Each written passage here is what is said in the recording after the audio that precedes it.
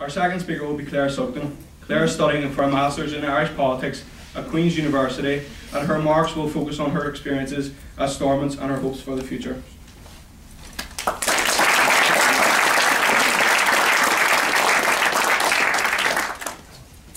Ladies and gentlemen, class of 2010, my name is Claire Sugden, and I hail from Corian in the beautiful north coast of Northern Ireland. Often dubbed the capital of the North Coast, Corian is where I call home. My second home is Belfast, where I'm studying at Queen's University for a Masters in Irish Politics. I am delighted and proud to tell you that I have lived in Northern Ireland for all of my 23 years, and I would not change that fact. Well, I wouldn't have until last week, but coming to this magnificent city has certainly questioned my allegiance somewhat. I'm a unionist from the product of my upbringing and my own generated beliefs. My mother is a Protestant whose father was an Orangeman. My father was a British soldier who came to Northern Ireland in the Troubles. My allegiance to the British Crown is therefore entrenched in my family history. In addition, I am a nationalist, however a British nationalist. It is often forgotten that there is a large number of people in Northern Ireland who subscribe to the ideological notion of being British. They feel pride when the Union flag is flown and a sense of patriotism when they sing God Save the Queen. I was never brought up to identify with Gaelic Ireland, so United Ireland in this respect would compromise my identity as well as many others. My belief in the Union leads me to believe in Northern Ireland as an entity. Northern Ireland is a fantastic place full of remarkable people that you will never find anywhere else in the world. We have a great sense of humour, as John has so wonderfully displayed. But the pain of our recent history of course runs deep within both sides of the community. We knew something had to change. It is important to acknowledge the help we received from the British and Irish administrations. It is also equally important to acknowledge the US input, from the support of former presidents Bill Clinton and George Bush, to the wonderful host families who continue to welcome us into their homes today.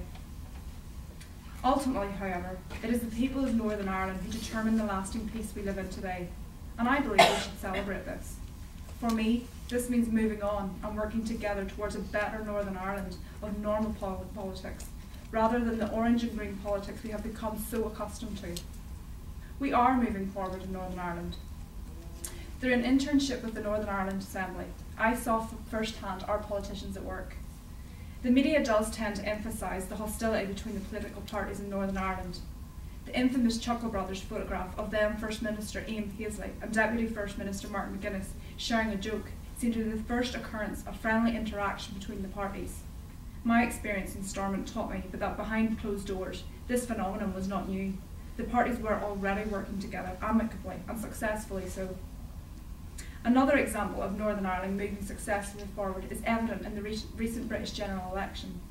Independent unionists Lady Sylvia Herman and Naomi Long, a member of the Alliance Party, which is an all-inclusive party in Northern Ireland, were both successful in getting seats in the House of Commons. Both women reached out to every community within their constituency and dedicated their work to helping those at grassroots level. Their votes were gained through hard work, not tribal affiliations. So far, it is clear I am a unionist. I am passionate about Northern Ireland, my home, and I have a deep regard for the wonderful people within it. But there is another dimension. Typically unionists, like most people when they get to a certain age, deliberately ignore all things south. I believe, however, that our connection with the Republic of Ireland is very important and should remain so. I am British, but I am very much Irish too, and I encourage the people of Northern Ireland to consider this unique position we have come to be in. This brings me to the reason why I am here today, the Washington Ireland programme. I applied to the programme because of the values it promotes, primarily service and leadership. I aspire to be a leader within Northern Ireland, and already the programme has given me a renewed sense of confidence to follow through on these aspirations. For example, after meeting my fellow students in April this year, their incredible stories and achievements inspired me to put myself forward as a candidate for the local government in 2011. For me, this is the message of the Washington Ireland programme, that by bringing people together, we can move on from the animosities of the past and drive forward as the leaders of tomorrow. Thank you very much.